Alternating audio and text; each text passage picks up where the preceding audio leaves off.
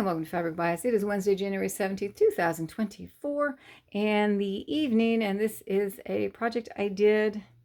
Well, what we're looking at here is actually a continuation of a project and a video I did this morning, and I did another one the other day, so I don't really want to talk too much about it, but I have finished the last of the pieces, and I thought I'd show them off because they came out super cute. I did one just like this morning, and I liked it so much I did a second one, and then look at him.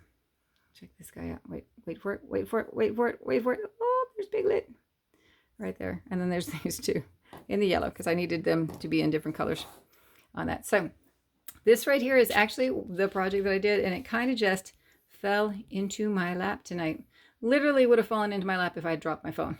My sister texted me tonight. She lives in a warm climate and I live in a cold climate. And she was asking me about gaiters because her son just moved to a cold climate and she was thinking about getting them some gaiters.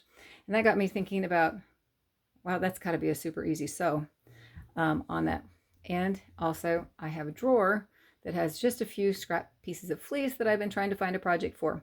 And so Scrap Busting January, super cool on that one. So I will link below the video that I watched because it was a great tutorial on how to do these.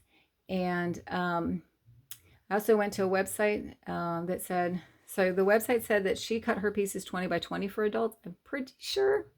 But the video I watched said 21 by 21. I went with 21 by 21 because I do not like anything tight around my neck on that one. So that kind of inspires my sewing. Now I did have to cheat on a couple of the pieces because they are scraps like this one. I had 21 in the stretchy way, but I only had 21 in the height. So I thought, oh, that's okay. Not going to be a problem. So this one was actually 21 by 20. On that one, it is reversible, but it was one solid piece of fabric. So that worked out super cool on that one. This one I had sew with two pieces of fabric, and if you keep watching the video towards the end, she shows you how to do that with two pieces of fabric, which was great because I only had enough red to do one side, and then I had enough blue to do another side. So I ended up doing that with that. So also reversible, one side blue, one side red on that one. On this one, this was the last one I did. This one I just wanted to use up some more fleece. I still have just a little bit left, but super happy to have used up most of it. This one I made for me because I just pieced it completely together on that one. I didn't have enough of any of my fabric to do the width, so I pieced together to do that.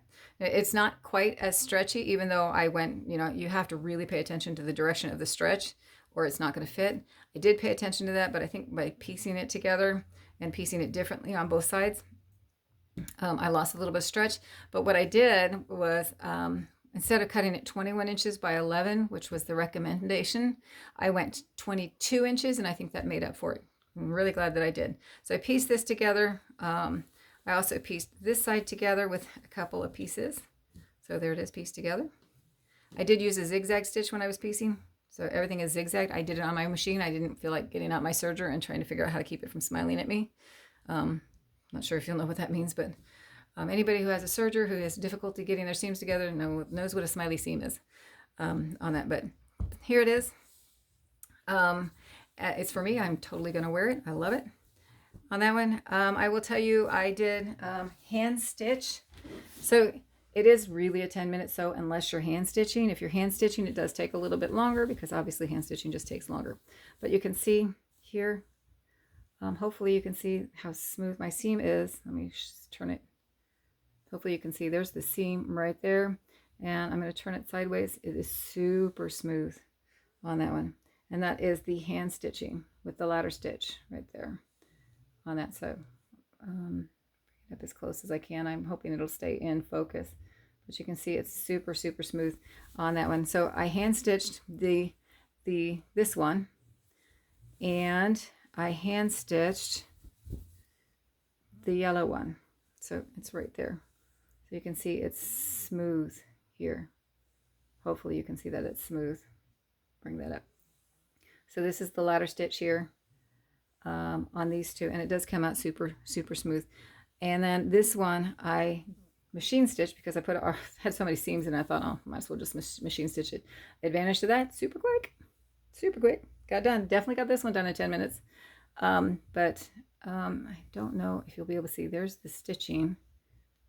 I deliberately did it in white, but the white, you can kind of see, even in the blue, the white just sinks into the fabric so you don't see it.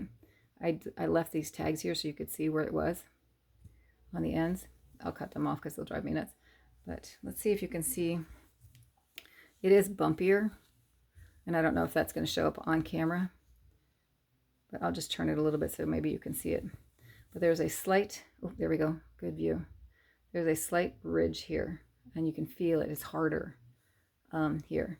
Now, it isn't very tight when you put them on, so it probably would be just fine. But if you, because it's not going to be pressing against your skin, but you might find someone who is maybe sensitive, who's kind of sensitive to those kind of things, won't like that little bit of a ridge there. It might bother them.